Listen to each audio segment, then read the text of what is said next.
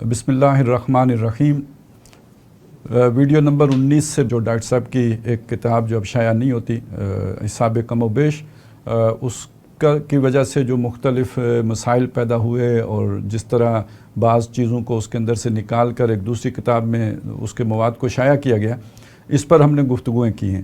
اور اس سلسلے کی جو آخری ویڈیو تھی وہ ویڈیو جس میں میں نے یہ بتایا تھا کہ آئندہ جو بھی پروگرام ہوگا، جو ویڈیو ہوگی، اس میں ہم بات کریں گے اس پر کہ یہ جو حصہ نکالا گیا ہے حساب کم و بیش کا، اس کا احتساب کے ساتھ کیا تعلق ہے۔ اور اس سلسلے کی جو آخری ویڈیو تھی وہ ویڈیو نمبر 22 تھی، اس لیے لانی پڑ گئی کہ وہ عمارت تبدیل ہو گئی تھی، تو وہ تو ایک خاص علیحدہ موضوع کے ساتھ ہو گئی۔ تو اب یہاں پر ہم پھر واپس اسی کتاب کی طرف مراجعت کر رہے ہیں، حساب کم و بیش، اور اس کا جو حصہ خاص طور پہ صفحہ نمبر 98 سے لے کے آخر تک کا جو حصہ نکالا گیا، 104 یا 6-7 صفحے جو نکالے گئے، اس میں وہ احتساب کے حوالے سے ڈاکٹر صاحب نے کیا بات کی ہوئی ہے جس کی وجہ سے اسے نکال دیا گیا ہے۔ لیکن یہ کہ اس کی طرف آنے سے پہلے اس وقت کی جو تنظیمی قیادت ہے، اس کا یہ موقف جو یہ مؤکد ہو جانا چاہیے، معلوم ہو جانا چاہیے، واضح ہو جانا چاہیے کہ یہ انہوں نے بارہا اپنے رفقا کے سامنے اس بات کا اظہار کیا ہے کہ امیر تنظیم اسلامی کا احتساب نہیں ہو سکتا، نظام بیعت کے اندر احتساب کی کوئی گنجائش نہیں ہے۔ اور جو بھی ایک وہ فورم ہے جس کے بارے میں یہ لکھا ہوا ہے کہ وہاں تنقید اور احتساب کا موقع ہوگا، جسے ایکسٹینڈڈ شورا کہتے ہیں، یہ توسیع مشاورت، جس کے 2 سال میں شاید اجلاس ہوتے ہیں، اس میں بھی محاسبے کے حوالے سے اب ایک نئی ان کی تشریح آئی ہے جو پہلے نہیں ہوتی تھی۔ وہ یہ ہے کہ امیر تنظیم پر یک طرفہ تنقید کی جا سکتی ہے جس کے جواب دینے کے وہ پابند نہیں ہیں۔ جو پہلے اس کے بارے میں اصول تھا وہ یہی تھا، ایسا ہی تھا، لیکن اس میں ایک فرق تھا کہ اگر کوئی وضاحت طلب بات ہوگی تو اس کی وضاحت امیر تنظیم اسلامی کریں گے، ویسے وہ سامع ہوں گے، سنیں گے، اور ان کی ساری قیادت بھی موجود ہوگی سننے کے لیے، یعنی شورا بھی ہوگی، عاملہ بھی ہوگی، وہاں پہ موجود ہوں گے، ان کے سامنے وہ تنقید کی جائے گی۔ اور لیکن یہ کہ وہ جواب دینا، اگر یعنی کوئی وضاحت طلب بات ہوگی، اس کی ضرورت محسوس کریں گے تو اس کا جواب دیں گے، یہ بات تھی۔ اور اس کی اسپرٹ یہ تھی کہ بہت سی فضول باتیں بھی ہوتی ہیں، اگر کوئی ایسی ویسی باتیں ہوں تو ان کا جواب دینا کوئی ضروری نہیں ہے۔ لیکن یہ کہ بعد میں انہوں نے اس میں 2 تبدیلیاں کر دیں اس نظام کے اندر بھی۔ ایک یہ کہ بس ناظم اعلیٰ شریک ہو جائیں، اور جہاں پہ پروگرام ہو رہا ہے اس کے ناظم اعلیٰ شریک ہو جائیں تو یہ کفایت کرے گا، باقی کسی مرکزی عاملہ کے لوگوں کا شریک ہونا ضروری نہیں ہے، اور یہ کہ شورا کے لوگوں کا ضروری ہونا شریک نہیں ہے، بلکہ اس سے اوائڈ کرنے کے لیے یہ پروگرام پچھلے 5-6 سال سے لاہور سے باہر کرنے کی کوشش کی جاتی ہے۔ خاص طور پہ پچھلے 3 سالوں میں تو یہی کام کیا گیا ہے۔ تو ان اجلاسوں میں صرف امیر تنظیم سنتے رہے ہیں یہ باتیں، اس کا جواب انہوں نے کسی کا بھی نہیں دیا، کہ جواب دینے کا مکلف ہی نہیں ہے، بس سن لیا، اس نے بہت بڑا احسان کر لیا، اور اس کا نام احتساب رکھ دیا گیا ہے۔ تو یہ چیز جو ہے یہ بالکل ہی ایک نئی شے ہے جس کا جو تعارف اس کا تنظیم کی قیادت نے کروایا ہے۔ اور دوسری بات یہ ہے کہ یہ والا احتساب کہ وہ اکاؤنٹیبل ہو، جواب دہ ہو، یہ تو تنظیم میں ہو ہی نہیں سکتا، شخصی بیعت کے نظام میں اس کی کوئی پاسبلٹی سرے سے موجود نہیں ہے۔ تو یہ جو موقف ہے بیان تو بہت کیا گیا، اور اس کی ریکارڈنگ بھی بعض جگہوں کی موجود ہے، اگر کوئی انکار کرے تو وہ پیش بھی کیا جا سکتا ہے۔ ریٹن اس کا بس ایک جھلک نظر آتی ہے اس سرکولر میں، جس کو عنوان دیا گیا تھا، سرکولر نمبر 14 ہے 18 کا، اور عنوان ہے اس کا خالد محمود عباسی صاحب کا تنظیم چھوڑنا۔ تو اس میں جو تیسرا پیراگراف ہے اس پر لکھا ہوا ہے کہ خالد محمود عباسی صاحب نے حال ہی میں ایک قضیہ کے اندر امیر محترم پر انتہا درجے کا عدم اعتماد کرتے ہوئے از خود تنظیم اسلامی چھوڑنے کا فیصلہ کیا ہے۔ اس کے بعد اگلا جملہ ہے، شخصی بیعت کے نظام میں اس نوع کے عدم اعتماد کی گنجائش نہیں ہوتی۔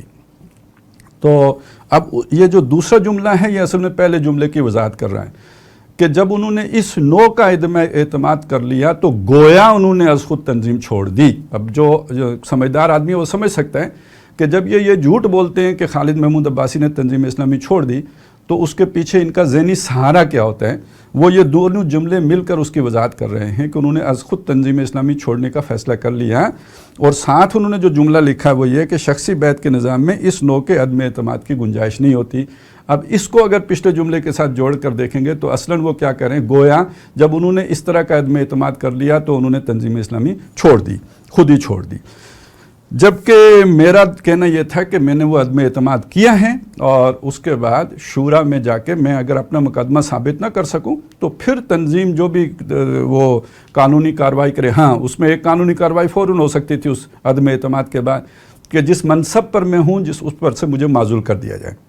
اور یاد ہوگا کہ امیر تنظیم نے اپنی نجی محفل میں یہی بات کہی تھی کہ ان کو میں نے ان کے منصب سے معزول کیا اور انہوں نے غصے میں تنظیم اسلامی چھوڑ دی۔ تو دوسری بات تو غلط تھی، لیکن پہلی جائز ہوتی اگر وہ یہ کام کرتے، اس لیے کہ اس عدم اعتماد کے بعد کسی منصب پر ایسے آدمی کا برقرار رہنا وہ کسی بھی طرح سے جسٹیفائیڈ نہیں ہے، لیکن اس سے تنظیم سے اس کا اخراج نہیں ہو جاتا، یہ سمجھ کی بات ہے۔ وہ ابھی میں آج اسی نقطے کو بھی سامنے لے آؤں گا اور یہ بھی معلوم ہو جائے گا کہ احتساب ہو سکتا ہے یا احتساب نہیں ہو سکتا۔ تو سب سے پہلے میں یہ چاہتا ہوں کہ آپ کو یہ جو کتاب ہے حساب کم و بیش، اس کے صفحہ نمبر 101 پر ڈاکٹر صاحب نے جب اپنی امارت چھوڑی ہے تو ویسے تو صفحہ نمبر 100 پہ بھی انہوں نے کہا ہے کہ امارت چھوڑنے کا پس منظر بیان کیا ہے، میں تھوڑا سا وہ حصہ بھی سنا دوں آپ کو ایک اندازہ ہو جائے، جھلک مل جائے۔ کہتے ہیں کہ اس کا پس منظر یہ ہے، یعنی امارت چھوڑنے کا پس منظر یہ ہے کہ میں نے تنظیم کی امارت سنبھالنے کے وقت ہی یہ فیصلہ کر لیا تھا 75 میں کہ میں تاحیات اس کی امارت سے سبکدوشی اختیار نہیں کروں گا۔ یہ ذرا ذہن سے چپکا لیں اس بات کو کہ ڈاکٹر صاحب کہتے ہیں کہ میں نے اس وقت یہ طے کیا تھا کہ میں تاحیات امیر رہوں گا، کبھی بھی نہیں چھوڑوں گا، اس لیے کہ میرے علم میں تھا کہ جماعت اسلامی کے داعی اور مؤسس نے جب اپنی زندگی میں، یعنی مولانا مودودی نے جب اپنی زندگی میں جماعت کی امارت سے علیحدگی اختیار کر لی تو اس سے کیا کیا مسائل اور قباحتیں پیدا ہوئیں۔ گویا جب داعی یا مؤسس علیحدگی اختیار کرتا ہے اپنی زندگی میں تو کچھ قباحتیں پیدا ہوتی ہیں اور کچھ مسائل ہیں جو کھڑے ہوتے ہیں، ان کی تفصیل کی ظاہر ہے کہ یہاں کوئی ضرورت نہیں ہے۔ چنانچہ میں قریبی رفقا سے کہتا تھا کہ اگر میرا پورا جسم مفلوج ہو جائے، بریکٹ میں جیسا کہ ایک مشہور طبیعیاتی سائنسدان، فزکس کے سائنسدان کا ہے، یا حماس کے قائد شیخ یاسین مدظلہ کا ہے، لیکن دماغ کام کرتا رہے تب بھی میں بستر پر لیٹے ہوئے امارت کی ذمہ داری نبھاتا رہوں گا۔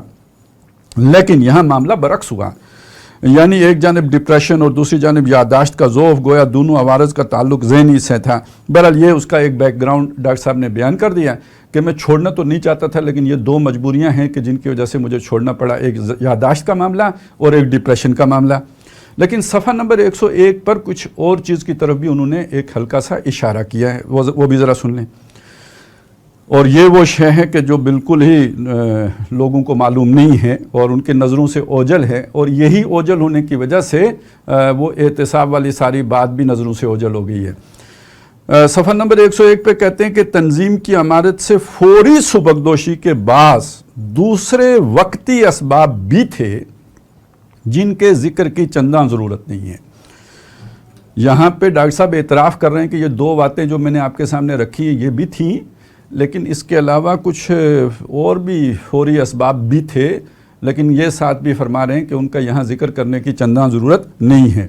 مجھے بھی ان کا ذکر کرنے کی چنداں ضرورت نہیں تھی اگر تنظیم کی قیادت، موجودہ قیادت اس مسئلے ہی کو نہ الجھا دیتی، تو چنداں ضرورت نہیں ہے۔ بہرحال اب مجھے اس معاملے کے من جانب اللہ ہونے اور اس میں مضمر مصلحتوں کا احساس اور ادراک ہو رہا ہے۔ بہرحال یہاں تک یہ بات سمجھ میں آ گئی نا کہ کچھ اور چیزیں بھی تھیں جن کا ڈاکٹر صاحب ذکر کر رہے ہیں امارت چھوڑنے کے اسباب میں، جو انہوں نے اس کتاب میں لکھے، اس کے علاوہ بھی کچھ اسباب تھے۔ تو وہ جو اسباب تھے ان میں سے کچھ کا میں آپ کو ڈاکومنٹڈ پروف جو ہے وہ آپ کے سامنے پیش کرتا ہوں۔ یہ 10 اگست 2002 کا ایک خط ہے جو بانی تنظیم اسلامی اور اس وقت کے امیر تنظیم اسلامی ڈاکٹر اسرار احمد رحمۃ اللہ علیہ کے ہاتھ کا لکھا ہوا ہے۔ یہ آپ انہی کے ہاتھ کا لکھا ہوا، اس کی فوٹو میں لگاؤں گا تاکہ آپ بالکل ڈاکٹر صاحب کی تحریر سے بھی آشنا ہو جائیں۔ یہ یعنی پرنٹڈ نہیں ہے بلکہ ڈاکٹر صاحب نے خود اپنے ہاتھ سے لکھ کر شمس اللہ کاوان صاحب کو بھیجا ہے۔ یہ 36 کے ماڈل ٹاؤن لاہور۔ محترمی برادرم شمس اللہ کاوان صاحب، السلام علیکم ورحمۃ اللہ وبرکاتہ۔ उम्मीद है कि आप माँ जमी अहल खाना व मुतअल्लिकीन बफज़ल ही ताला बखैर व आफ़ियत होंगे। आपने जो तहरीर इजलास मशावरत में पढ़ी थी, यानी ये एक शूरा का इजलास हुआ था जो उससे पहले, यानी इस ख़त से पहले जो हुआ था, उसमें डॉक्टर साहब ने एक तहरीर पढ़ के, शमसुल हक साहब ने शूरा के इजलास में एक तहरीर पढ़कर सुनाई थी, पढ़ी थी। मैंने दोबारा बिल इस्तिआब पढ़ ली है, यानी वहाँ तो सुनी थी, अब मैंने उसे फिर पढ़ लिया है। इसके बाद आपका जो वजाहती ख़त मुहर्ररा 5 अगस्त मौसूल हुआ, उसे भी पढ़ लिया है। 3, मुझे आपके खुलूस व इखलास पर हरगिज़ कोई शक नहीं है। पहली बात तो ये कि वो तहरीर पढ़ ली है, दूसरी बात ये कि आपका वो ख़त पढ़ लिया है, तीसरी बात ये कि मुझे आपके खुलूस व इखलास पर कोई शक नहीं है। 4, इसी तरह तंजीम व तहरीक के साथ आपकी वफादारी भी हर शक व शुबों से बालातर है। 5, ताहम इस इजलास मशावरत में आपका तर्ज अमल चंद दर चंद गलतियों का मलगूबा और मुरक्कब है, यानी कोई एक मसला नहीं है, कई मसाइल का मजमुआ है जो आपका रवैया था उस इजलास में। नंबर 1, अव्वलन प्रोसीजरल गलती की कि आप तोसी आमला के रुकन हैं। आपको इख्तलाफ का इज़हार अव्वलन हर हाल में तोसी आमला के इजलास में करना चाहिए, ना कि इजलास मशावरत में। यानी जैसे काबीना का रुकन हो तो उसे आके पार्लियामेंट के इजलास में बात नहीं करनी चाहिए, कैबिनेट में करनी चाहिए। तो इसी तरह एक मरकज़ी आमला का रुकन है तो उसको अगर कोई इख्तलाफ है, कोई तनकीद उसने करनी है, तो वो या तो पर्सनली ख़त लिखे, जैसे मैंने व्हाट्सएप मैसेज किया था, नाज़िम आला को किया था। मैंने प्रोसीजर गलती नहीं की थी, मैंने तो एन प्रोसीजर और नज़म के तहत वो काम किया था। तो उन्होंने इस नज़म की खिलाफ वर्जी की थी ना, यानी एक तो ख़त नहीं लिखा अलहदा, या ये भी नहीं किया कि सिर्फ तोसी आमला में बात की हो, बल्कि उन्होंने जाके सीधी डायरेक्टली शूरा में बात कर दी। तो ये प्रोसीजरल गलती हो गई। अच्छा जी, आप तोसी आमला के 2-3 दिन पर मुश्तमिल खुसूसी इजलास का मुतालबा कर सकते थे। ज़रा ये भी नोट कीजिए, डॉक्टर साहब ये कह रहे हैं कि आप तोसी आमला के रुकन थे, आप तो ये भी हक रखते थे कि आप स्पेशल 2-3 दिन के इजलास का मुतालबा कर सकते थे कि इस इशू पर डिस्कस करना है। आपने तो तोसीए मशावरत का समा पैदा कर दिया। ये वो तोसीए मशावरत होती है जिसमें आम तनकीद होती है। तो एक आमला के रुकन से इसकी तवक्को नहीं थी, जिसमें कुछ नौखेज़ व नौजवान और जज्बाती तबाह के हामिल रुफ़का ज़ोर ख़ताबत से समा बांध दिया करते थे। तो पहली तो ये एक मुरक्कब किस्म की गलतियां हैं। सानियन आपका अंदाज़ न नासिहाना था, न हमदर्दाना, बल्कि न संजीदा था, न शाइस्ता, बल्कि तान व तंज और तशनी व तारीज़ का हामिल था, जो न आम इंसानी अखलाकियात के नज़दीक पसंदीदा है, न ईमान और इस्लाम के तकाज़ों से हमान। 6, सबसे अहम बात यह कि इधर कुछ अरसे से ये महसूस कर रहा था, ये एक फीलिंग है जो डॉक्टर साहब अपनी दे रहे हैं कि मेरे और आपके माबेन फ़िक्री हमांगी में कमी वाक़ हो रही है, फ़िक्री हमांगी में कमी वाक़ हो। इस इजलास मशावरत और इसमें आपके ख़िताब ने साबित कर दिया कि आपको मेरी करंट पॉलिसीज़ से, अब देखिए यहाँ पे एहसासी फ़िक्र की बात नहीं हो रही है, यहाँ पे करंट पॉलिसीज़ की बात हो रही है।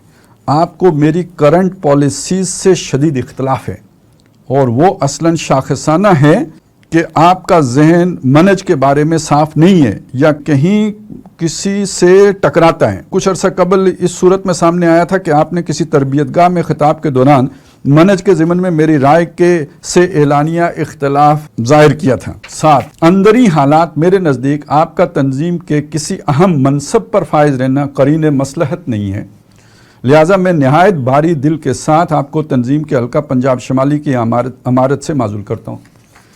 अब ये इतने चार्जेस लगाएं डॉक्टर साहब ने, प्रोसीजरल वो है, लान तान है, फलाना है, सब कुछ है। इसके बदले में मैंने जो गुस्ताखी की थी वो कितनी सारी थी, देखें जी। अमीर तंजीम जिस एजेंडे को खुफिया लेकर, मैं कोई प्रोसीजर खिलाफ वर्जी नहीं कर रहा, मैं तोसी आमला के अरकान को भी नहीं बता रहा, मैं सिर्फ नाज़िम आला को लिख रहा हूँ, व्हाट्सएप मैसेज कर रहा हूँ कि अमीर तंजीम जिस एजेंडे को खुफिया लेकर चलते रहे, जिसके एक जुज़ से मूसा भुट्टो ने पर्दा उठाया था और आप इनकारी थे, यानी जब मैंने पेश किया तो वो नाज़िम आला मुकर गए, उन्होंने कहा मूसा भुट्टो झूठ बोलते हैं। उस सब का होना साबित हो चुका है। इसके बाद यानी अब साबित किस तरह हो चुका, जब अवैस पाशा लोग निकल गए तो उससे उन्होंने बताया कि अमीर तंजीम ने उन्हें क्या एजेंडा दिया था, तो वो तो साबित हो गया। इसके बाद डॉक्टर साहब की फ़िक्र से इनराफ करने और तंजीम की इस्लाह करने के उस खुफिया प्रोग्राम में आप शामिल रहना चाहते हैं, तो अमीर साहब के चहीते की गुस्ताखी का इर्तिकाब करने से जिस अमल का आगाज़ हुआ और जिसने उन्हें इतना मगमूम कर दिया कि वो बीमार पड़ गए हैं और अपने ख़ानदान में से किसी जाननशीन के लिए भी फ़िक्रमंद हो गए हैं, मेरे ख्याल में आप मेरी कुर्बानी के ज़रिए न सिर्फ उनकी तशफ़ी का सामान कर सकते हैं बल्कि सारी सिचुएशन को भी डिफ्यूज़ कर सकते हैं। यानी उनके निकलने से जो यानी अवैस पाशा लोगों के निकलने से जो सिचुएशन क्रिएट हुई है वो डिफ्यूज़ कर सकते हैं। वो इशू पर दूसरा इशू खड़ा करके इशू को सॉल्व करने की जो हिकमत अमली होती है, हुक्मरान की साहिरी जिस तरह अपना रंग जमाती है, तो ये आप कर सकते हैं। लेकिन अगर हक़ाइक़ पूरी तरह सामने आने के बाद और ये साबित होने के बाद कि अमीर तंजीम ने इस अरसे में रुफ़क़ाए तंजीम को ठेस ही नहीं, उनके जज्बात को ठेस ही नहीं पहुंचाई, बल्कि इस दो तरफ़ा अहद से गद्दारी भी की है जो इस फ़िक्र के तहफ़्फ़ुज़ के लिए रुफ़क़ा ने उनके सपुर्द किया था।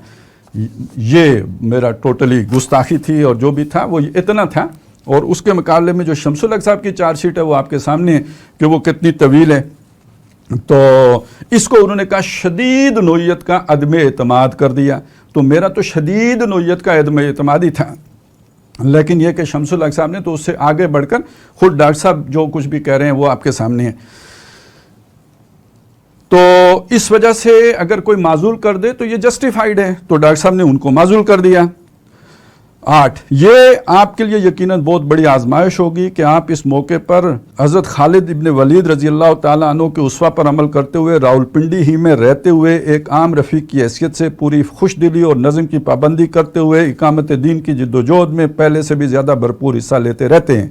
अल्लाह ताला आपको इस इम्तिहान में ताहयात कामयाब और सुरखरू करे, आमीन। 9, अलबत्ता अव्वलन तंजीम, अब ये है वो बात, अव्वलन तंजीम में आपके मकाम और मर्तबे और तवील वाबस्तगी की बिना पर, और सानियन इसलिए कि आपके बयान करदा उमूर और नकात पूरे इजलास मशावरत में सामने आ गए थे, और सालिसन इसलिए कि आपने तजवीज़ पेश किया कि इन उमूर पर गौज़ के लिए 2-3 रोज़ मुख्तस किए जाएँ। मेरा फ़ैसला है कि वस्त सितंबर में मुजव्वज़ा 1 रोज़ा इजलास के बजाय 3 रोज़ा इजलास, और सिर्फ अराकीन मशावरत पर मुश्तमिल नहीं बल्कि एक्सटेंडेड मशावरत मुनक्किद की जाएगी, जिसमें आपके पेश करदा जुमला उमूर पर सार हासिल गुफ्तगू की जाएगी। 10, अच्छा यहाँ पे समझ लीजिए, एक आदमी ने एतराज़ किया जिसको डॉक्टर साहब कहते हैं इसमें तान भी है, तशनी भी है, इसमें अजियत भी है, इसमें मजाक उड़ाना भी है, ये गैर संजीदा भी है, और इसमें प्रोसीजरल खिलाफ वर्जी भी है, अदम एतमाद भी है, फ़िक्र से इनराफ भी है, यानी उसका वो फ़िक्र से मांगी भी नहीं, और ये कि करंट जो पॉलिसीज़ हैं उससे शदीद इख्तिलाफ भी है। इस सब के बावजूद कहते हैं आओ भाई 3 दिन बैठो, शूरा में बुलाता हूँ और अपनी जो भी आपका मुद्दा है वो रखो लोगों के सामने, उन्हें कायल करो, उन्हें मुझसे जो है वो वरगलाओ, मेरे खिलाफ जो है महाज कायम करो, आओ बात करो, यहाँ शूरा में रखो बात सारी। तो बहरहाल ये डॉक्टर साहब ने उनको ख़त लिखा, उनको तो ये ख़त लिखा ज़ाती हैसियत में, और एक सर्कुलर इशू किया जो इजलास में मशावरत के लिए उन्होंने तमाम अराकीन मशावरत को भेजा, वो भी सुन लीजिए। ये भी उसी के साथ उसी महीने का ख़त है। कहते हैं मजलिस मशावरत के हालिया इजलास में रफ़ीक मोहतरम शमसुल हक आवान साहब ने इस बुनियादी उसूल को मलूज़ खातिर न रखते हुए कि अरकान आमला को इख्तलाफ या तनकीद इब्तदान मजलिस आमला के इजलास में करनी चाहिए, एक तवील इख्तलाफी और तनकीदी तहरीर पर डाली, जिस पर कुछ मेरी गलती के बायस और कुछ उनकी गलती की बिना पर किसी कदर तलखी भी पैदा हुई और माहौल मुकद्दर हो गया, जिसकी बिना पर इन उमूर पर जो उन्होंने अपनी तहरीर में उठाए थे गुफ्तगू और बहस और तमीज़ के लिए फ़ज़ा साजगार नहीं रही। बाद में मैंने उनसे उसी तहरीर की नकल मंगवा कर उसका बिल इस्तियाब मुताला किया, जो उन्हें लिखा था वो यहाँ भी कह रहे हैं। तो जहाँ उनके खुलूस और इखलास पर मेरा यकीन पुख्ता हुआ और मुझे उनके उस दर्द और कर्ब की शिद्दत का अंदाज़ा भी हुआ जिसमें मैं खुद 8-9 माह से मुब्तला हूँ और जिसे डिप्रेशन से ताबीर कर रहा हूँ, वहीं इसका भी एहसास हुआ कि उनके मेरे साथ फ़िक्री हमांगी में बहुत कमी आ गई है। यानी फिक्री तौर पर वो मुझसे दूर हो गए। बिना बरी मैंने उनको तो अमारत हल्का शुमाली पंजाब से माजूल कर दिया है। अलबत्ता उनकी तंजीम में सीनियरिटी और मर्तबा और मकाम के पेश नज़र जो निकात उन्होंने अपनी तहरीर में उठाए हैं उन पर मुफस्सल बहस के लिए एक 6 रोज़ा खुसूसी इजलास मरकज़ी मजलिस मशावरत करने का फ़ैसला किया है, जो 15 सितंबर को बाद असर से शुरू होकर 17 सितंबर की शब तक जारी रहेगा। ये था वो इजलास जिसमें बिलाखिर डॉक्टर साहब ने इस्तीफ़ा दिया था। अब उस इजलास का पस मंज़र शायद ज़िंदगी में बहुत से लोगों की समझ में पहली दफ़ा आया हो कि उस इजलास का इनेकाद क्यों किया गया था। वो शमसुल हक साहब की एक तनकीद थी। उस तनकीद की खातिर डॉक्टर साहब ने कहा कि ठीक है, आप इतने सीनियर लोग आदमी हैं, आपका जो भी मुझसे इख्तलाफ है उसके लिए मैं आपको पूरा मौका देता हूँ।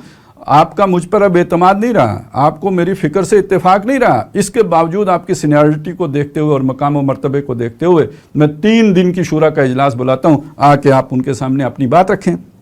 यह उसका पस मंज़र है।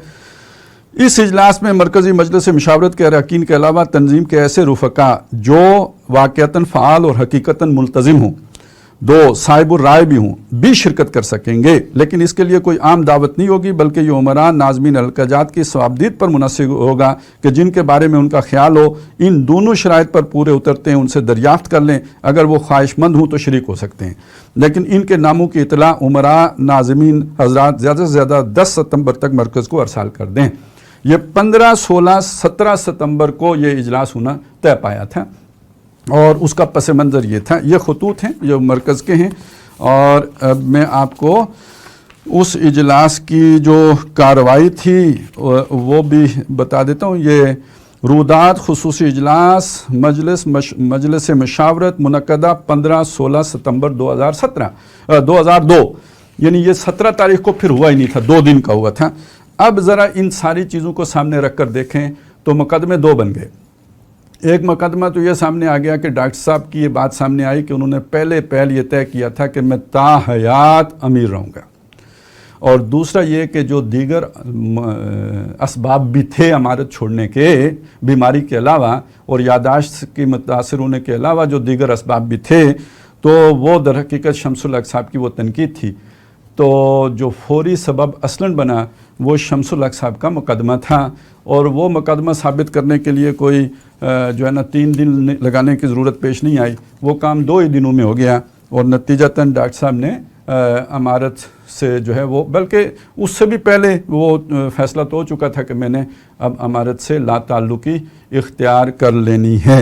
ये तंजीम की तारीख़ का एक बहुत ही अहम मोड़ है और इसके ये हक़ाइक़ लोगों के सामने नहीं हैं जो हैं डॉक्यूमेंटेड। ये कोई ये नहीं कह सकता कि जनाब ये किसी ने ख्वाब देखकर बयान करने शुरू कर दिए, बल्कि ये कि ये सारे तंजीम के अपने डॉक्यूमेंट से जो है वो आया है और वाज़ेह है और बिल्कुल खुला डुला है। अब ये सारी चीज़ें वो हैं कि जो डॉक्टर साहब ने छुपाई नहीं हैं, तंजीम के रिकॉर्ड में अलग से हैं। और ये जो किताब हसाब कम व बेश है, इसमें भी डॉक्टर साहब ने चले इशारतन ही सही लेकिन उसका जिक्र कर दिया। लेकिन मौजूदा जो भी हमारी तंजीम की क़यादत थी उसने ये सारे हिस्से ही गायब कर दिए, और गायब करने के बाद मौक़िफ़ ये इख्तियार किया कि जी तंजीम में तो एहतसाब हो ही नहीं सकता, अमीर का तो एहतसाब हो ही नहीं सकता। अब यहाँ पे ये बात समझ लीजिए कि ये जो एहतसाब नहीं हो सकता पर इतना ज़ोर क्यों दिया गया। वो आपने वाक़या सुना होगा ना कि किसी बच्चे पर 2 औरतों का झगड़ा हो गया, एक ने कहा ये मेरा बेटा है, दूसरे ने कहा मेरा बेटा है। तो बादशाह ने इम्तिहानन जो है वो फ़ैसला किया कि इस बच्चे को 2 टुकड़े कर दो और दोनों को आधा आधा टुकड़ा दे दो। तो जो बच्चे की असल माँ थी ना, उसने कहा कि ये पूरा बच्चा दूसरे को दे दो, ये उसी का है। तो बादशाह समझ गया कि ये इसका बच्चा है। तो जिसे अपने बच्चे से हमदर्दी होती है, तो इसी तरह तंजीम के अमीर को अपनी जमात से हमदर्दी होती है। अगर वो उसे टूटते देखता है, बिखरते देखता है, उसका शिराज़ा बिखरते देखता है, तो अपने आप को, अगर वो सच्चा भी है, तो एहतसाब के लिए पेश करने में आखिर क्या अमर मान्य होता है। इतनी कौन सी बड़ी इज़्ज़त नफ्स है जो मजरू हो जाएगी, या वो इस्तेहकाक है जो मजरू हो जाएगा। अमीर का तो एहतसाब बिल्कुल नहीं हो सकता। तंजीम टूटती है तो टूट जाए, बेड़ा गर्क होता है तो हो जाए, सारे रुफ़का जो हैं वो तितर बितर हो जाएं, लेकिन ये कि एहतसाब नहीं हो सकता, उससे बड़ा गुनाह हो जाता है। तो ये समझ लीजिए कि इसमें असल बात क्या है। असल बात यह है कि जब आप फ़िक्री इनराफ़ करते हैं तो आपको हमेशा ये डर रहता है कि कोई खड़े होकर सवाल ना कर ले, कोई पूछ ना ले। تو وہ اس پیکج کا پھر حصہ بن جاتے ہیں. پھر آپ کو پیر صاحب کو بڑی اونچے پیڈسٹل پہ بٹھانا پڑ جاتا ہے تاکہ کوئی کوشچن نہ کرے. ولا تسألنی شیئن، اس کے بعد مجھ سے کسی شے کے بارے میں سوال نہ کرنا. تو یہ سوال نہ کرنے کے پیچھے ایک پوری لاجک ہے، پورا فلسفہ ہے. اکاؤنٹیبل نہیں ہوں، اس کے پیچھے ایک پورا فلسفہ ہے.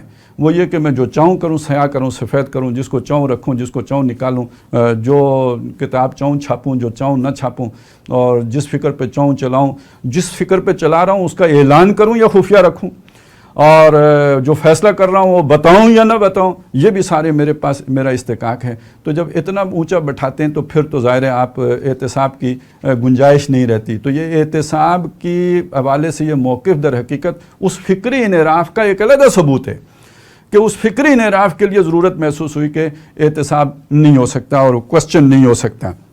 اب یہی موقف ہے کہ جو سابقہ قیادت کا بھی ہے اور جو اب موجودہ قیادت ہے ان کا بھی بعض جگہوں پہ سامنے آتا رہا ہے. لیکن یہ کہ ایک اور بڑا مغالطہ ہے جو اب جس طرح کے بھی ایک ذہنی غلاموں کا ریوڑ تیار کر لیا گیا ہے، تو اس کے اندر ایک بڑا یعنی کہ یہ اس طرح کی تنقید کرنا اور یہ احتساب کی بات کرنا، یہ تو بڑی گستاخی کی بات ہے. یہ جہنمی لوگوں کا کام ہے، یہ خارجیوں کا کام ہے. تو بہرحال دین کو ہم سیکھ رہے ہیں اور دین کے بارے میں جو کچھ ہم جانتے ہیں اور دین پر ہم چلنے کی کوشش کرتے ہیں. تو سچی بات کیا ہے، کوئی بھی آدمی ذرا دل پہ ہاتھ رکھ کے سوچے کہ میرے بھائی ایک غلطی ہے جو میں آج کر رہا ہوں، اس غلطی کا کل میں نے اللہ کے ہاں حساب دینا ہے. تو جو آج مجھے میری غلطی پہ متنبہ کر کے مجھے اپنی اصلاح کے موقع دے رہا ہے، متوجہ کر رہا ہے اصلاح کی طرف، وہ میرا خیر خواہ ہے کہ کل اللہ کے سامنے میں بچ جاؤں گا. اور آج جو میری چاپلوسی کر رہا ہے، خوشامد کر رہا ہے، جو کہہ رہا ہے کہ صاحب آپ تو بس فرشتہ ہیں، آپ سے تو کوئی غلطی نہیں ہو سکتی، جو مجھے سر پہ بٹھا رہا ہے وہ در حقیقت مجھے سر پہ بٹھا کے جا کے دوزخ میں گرانے والا ہے. کل اللہ کے سامنے تو اکاؤنٹیبلٹی ہے ہی نا. تو میں بالکل اچانک جا کے اللہ کے سامنے کھڑے ہو کے مجھے حساب دینا پڑے گا. تو وہی امیر تنظیم کے سوچنے کی بات ہے کہ جو لوگ ان کی طرف انگلی اٹھا رہے ہیں، جو انہیں بتا رہے ہیں کہ آپ نے غلط کیا، تو وہ انہیں حاسبو انفسکم قبل ان تحاسبوا کے تحت در حقیقت موقع دے رہے ہیں کہ وہ آج اپنا حساب اپنے آپ کو حساب کے لیے پیش کریں، آج اپنا حساب کر لیں. آپ آج متوجہ ہوں اور اپنی کل آخرت کی جوابدہی سے اپنی جان بچا لیں. اصل ہمدرد، اصل خیر خواہ، اصل ہمدرد ان کے وہ لوگ ہیں جو ان پر آج تنقید کر کے ان کو اصلاح کا موقع دے رہے ہیں، اور وہ لوگ کہ جو انہیں اس غلطی پر جم جانے اور ڈٹ جانے اور عزت نفس اور پھر اخذت العزت بالاسم کا جو ہے وہ سبق پڑھا رہے ہیں. تو یہ وہ لوگ ہیں جو ان کے حقیقت میں بے خواہ نہیں ہیں، ان کے ہمدرد نہیں ہیں، ان کے مخلص نہیں ہیں. وہ اپنا مطلب نکالنے کے لیے اور اپنا لچ تلنے کے لیے امیر تنظیم کو استعمال کرتے رہے، پہلے والوں کو کرتے رہے، اب جو آئے ہیں ان کو کریں گے. اور اسی لیے ان کو بھی وہی پٹیاں انہوں نے پڑھائی ہیں اور سکھائی ہیں، اور وہی جماعتی تعصب اور عصبیت اس میں مبتلا کرنے کی کوشش کریں گے. ان کا بڑا امتحان ہے کہ یہ جو ہے ایک ایسا نظام کہ ان کے اندر ان کے ساتھی جو ہیں ان کی اصلاح کر سکیں. مجھے سیدھا کرو اگر میں ٹیڑھا ہوں، تو اس کا فائدہ کل ہوگا جب اللہ کے سامنے پیش ہوں گے، اور اس وقت ان ساتھیوں کی قدر کا احساس ہوگا جنہوں نے تنقید کر کے سیدھا رکھنے کی کوشش کی ہے. تو بہرحال جہاں تک نیتوں کا معاملہ ہے، وہ تو خیر کسی نے کسی کو نیچا دکھانے کے لیے تنقید کی ہے، جو بھی کیا وہ بھی اللہ کے سامنے پیش ہو جائے گا. اور جس نے جب چاہا کہ بھئی اصلاح ہو، بہتری آئے، یہ بھی کل کے محاسبے سے بچیں اور جماعت بھی صحیح رخ پر چلتی رہے. تو بہرحال یہ کوئی برا جذبہ نہیں ہے، اور اس کا یہ مطلب نہیں ہے کہ وہ ہٹا کے خود ہی امیر بننا چاہتا تھا، بلکہ یہ کہ جو اس بیعت کے تقاضوں کے اندر یہ بات بھی شامل ہے کہ نقول بالحق کے اینما کنت، تو میں حق کہوں گا جہاں کہیں بھی ہوں گا. یہ مطلب ہی تو نہیں کہ میں جا کے بازار میں تو حق کہوں گا اور یہ کہ میں جا کے رشتہ داروں میں تو حق کہوں گا، لیکن جب میرا امیر الٹا کام کرے گا تو میں اس کے آگے جو ہے وہ گردن جھکا لوں گا. تو یہ تو سلیکٹڈ حق ہو گیا نا، یہ تو کوئی حق کہنے والی بات نہیں. جہاں ہوں گا حق کہوں گا، امیر کے سامنے ہوں تب بھی حق کہوں گا، اور جس کے ہاتھ پہ بیعت کی ہے اس کے سامنے ہوں تب بھی حق کہوں گا، گھر میں ہوں گا تو تب بھی حق کہوں گا، تو بازار میں ہوں گا تو تب بھی حق کہوں گا. تو یہ در حقیقت اس عہد کا بھی تقاضا، وہ اس بیعت کا بھی تقاضا ہے جس کے بڑے حوالے دیے جاتے ہیں. لیکن یہ کہ یہاں پر آ کے کہا جاتا ہے کہ نہیں، امیر کے سامنے تو آپ نے بلا چوں و چرا اطاعت کرنی ہے، اور اس کے لیے پھر وہ کفر بواہ والی احادیث لے کے آئی جاتی ہیں. تو انشاءاللہ تعالی ہماری جو اگلی گفتگو ہوگی وہ کفر بواہ کی اور بیعت کی جو حقیقت ہے، اور بیعت فی المعروف اور کفر بواہ والی بیعت کا فرق جو ہے اور اس کا جو صحیح مفہوم ہے اس کے حوالے سے انشاءاللہ تعالی گفتگو کریں گے۔